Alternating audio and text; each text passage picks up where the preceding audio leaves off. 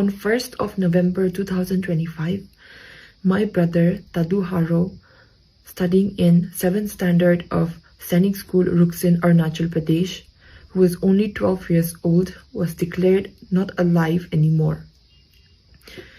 The school authorities informed us that he was missing for his morning PT, and when they started looking for him after a few hours, they found his body a few hundreds of meters away from the school building within the school campus, and it has been assumed that he has committed suicide by jumping off from an overhead water tank, which is about 3 to 4 stories tall for a building. When our family went to the hostel in the evening to collect his belongings, his classmate or his dorm mate informed us that the night before, on the 31st of October 2025, a group of senior students came to the class 7 dormitory and ragged everyone in the dorm. There were 11 students, 8 students from standard 10 and 3 students from standard 8.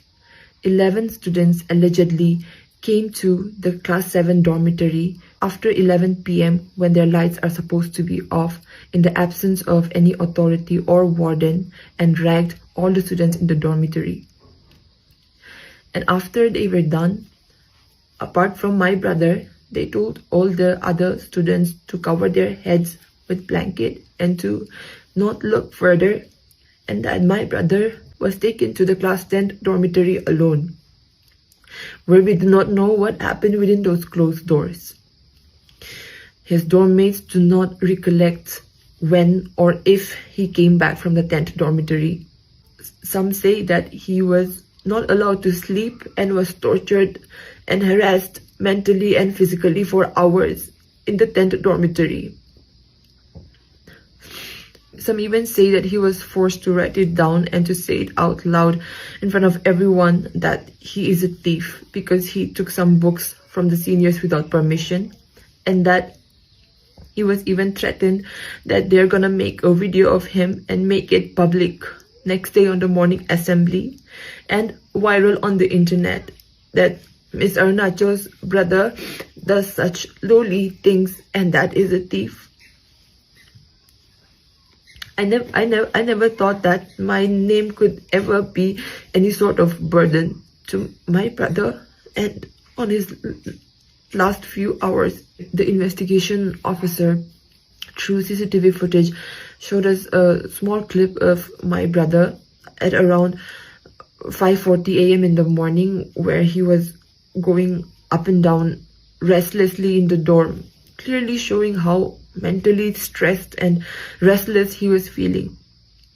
And he was also seen going into a classroom and writing down a note, and he tore the paper afterwards, but when it was obtained by the police, his last words were, "Seniors tortured me a lot and I don't know what I will do now." He was only 12 years old, the same age as I was when I first held him in my arms. And I don't think any 12 years old is supposed to go through that kind of torment or torture, which we still are unaware about to some extent, that he had to take such a step. When we cross-questioned the seniors, they had to say that we were also ragged by our seniors, so it is natural for us to do it to our juniors as well. Whereas the fact remains that when you enter Sainik School, you sign an undertaking that if you are ever involved in any sort of bullying or ragging or any such stuff, you are to be rusticated immediately. They knew very well that bullying is completely illegal and is a punishable offense, but they still chose to do it, and they've admitted to it. The seniors also claimed that he was called to the 10th dormitory to only return the books that he had taken, and that he was sent back right away. But that conflicts with what his dorm mates say.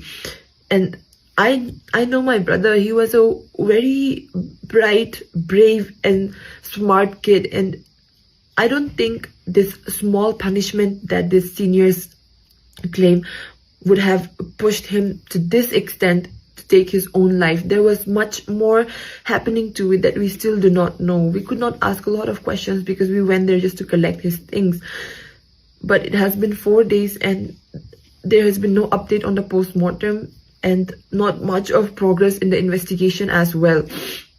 There were CCTV footages in every single room, and I, as a family, we fear that what if there is any sort of outer indulgence and involvement which does not serve justice to my brother.